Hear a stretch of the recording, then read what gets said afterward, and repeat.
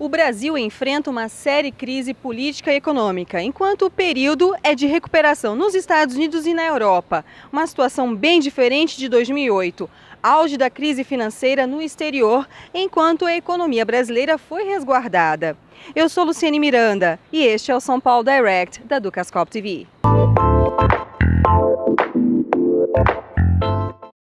Eu converso agora com Rubens Recupero, diretor da Faculdade de Economia da FAAP e ex-ministro da Fazenda do governo Itamar Franco.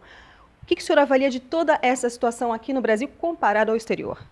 Bem, de fato, o Brasil, nesse momento, está um pouco dessintonizado, né? Fora de sintonia com as grandes economias, sobretudo os Estados Unidos, que dá mostras de uma recuperação cada vez mais clara, e a própria Europa, que começa a apresentar os primeiros sinais de recuperação. Nós aqui estamos, ao contrário, no início de um ciclo de desaceleração, né?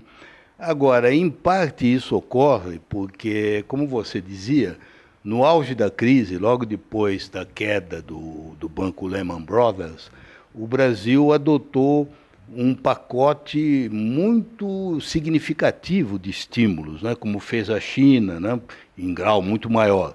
Mas o nosso quantitative easing foi o uso dos bancos públicos, do BNDES, do Banco do Brasil e da Caixa Econômica, para aumentarem muito o crédito, né?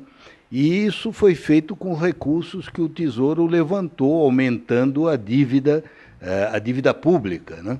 Hoje, a consequência disso é que nós temos uma dívida maior, o orçamento ficou com um déficit nominal bem alto, 6,7%, e nós somos obrigados a um ajuste fiscal para compensar aqueles gastos excessivos desses anos todos e, juntamente com isso, uma inflação que se acelerou, porque esse pacote de estímulo foi prolongado, além do que ele era necessário, até o ano 2010, porque era um ano eleitoral. Então, o governo, evidentemente, para manter aquele clima de euforia do crescimento, manteve os estímulos que já não eram mais necessários. Naquele ano, o Brasil cresceu 7,6%, mas a consequência é que nós estamos agora pagando o preço em matéria de inflação. Então, isso é que explica por que nesse momento, o Brasil está numa fase que é um pouco fora de sintonia com o resto do mundo, né? Mas há também, eu diria, outras razões que é importante não perder de vista, né? Além desse panorama econômico, que é bastante difícil, o Brasil tem uma convergência de duas outras crises. Uma crise política muito grave, que curiosamente não é provocada pela oposição normal, que seria o PSDB, o partido do ex-presidente Fernando Henrique Cardoso, mas é uma crise provocada dentro da própria aliança do governo, que é uma aliança muito grande, inclui muitos partidos, e o maior partido nessa aliança, que é o PMDB, está numa posição quase de resistência ao governo, né? E, além do mais, há uma terceira crise, que muita gente chama de política, mas não é. É o escândalo do Lava Jato, né, da corrupção da Petrobras, que tem uma dimensão policial, porque as investigações continuam, e tem uma dimensão judiciária, porque o julgamento já começou, né? E essa crise, ela alimenta as duas outras. Ela alimenta a crise econômica, porque estão sendo investigadas todas as grandes empreiteiras que atuam no Brasil, né? Com isso, boa parte do investimento, tanto da Petrobras como das empreiteiras, está paralisado. E é preciso não esquecer que a Petrobras é o maior investidor do Brasil, né? A Petrobras sozinha representa 15% do investimento, né? Então, tem consequências na economia, né, por causa da paralisia dos investimentos, está aumentando o desemprego, porque muitos contratos agora não estão sendo executados, as empresas estão dispensando os trabalhadores, e tem consequências em todo o sistema, né? Porque há preocupação dos credores, né?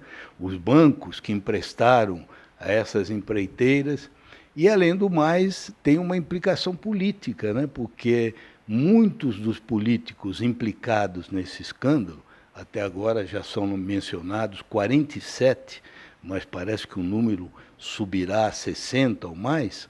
Muitos desses indivíduos fazem parte do esquema de apoio ao governo, né? E, obviamente, para se protegerem, eles também adotam atitudes, né, que muitas vezes implicam em hostilidade ao governo, porque eles querem que o governo os proteja, né? Então, tudo isso cria uma situação de extraordinária incerteza. 3 grandes crises, uma alimentando a outra. O ano passado, outro ano eleitoral, deixou de ter, na sua opinião, as medidas necessárias para a economia? Sem dúvida, porque no ano passado a presidente ainda insistia nessa política que vinha do passado e que eu mencionei aqui, já deveria ter terminado no final de 2009. Todo esse pacote de estímulo tinha perdido a sua razão de ser a partir do final de 2009.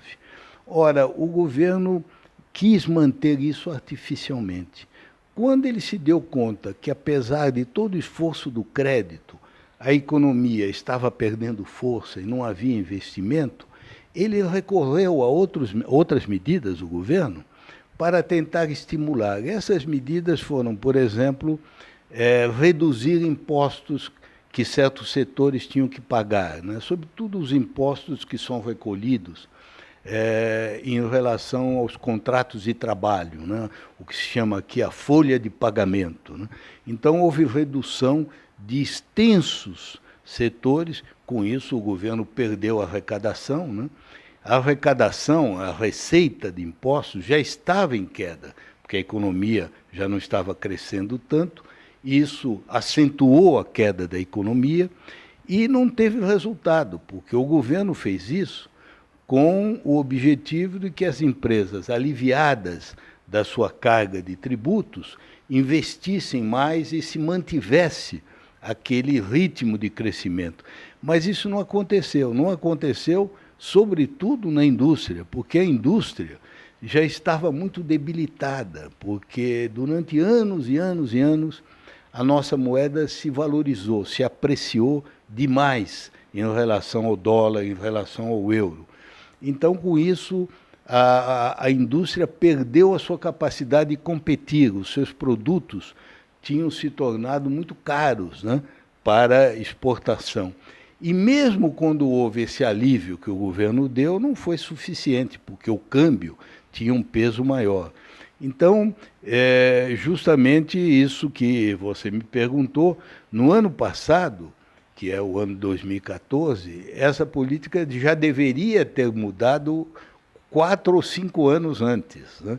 Nós tivemos, não só no ano passado, mas todos os outros anos, 2010, 2011, 2012, 2013 e 2014, com políticas equivocadas. Por isso é que se acumularam os problemas, né, que nós estamos agora tendo que enfrentar em circunstâncias muito mais difíceis do que teria sido o caso em final de 2009.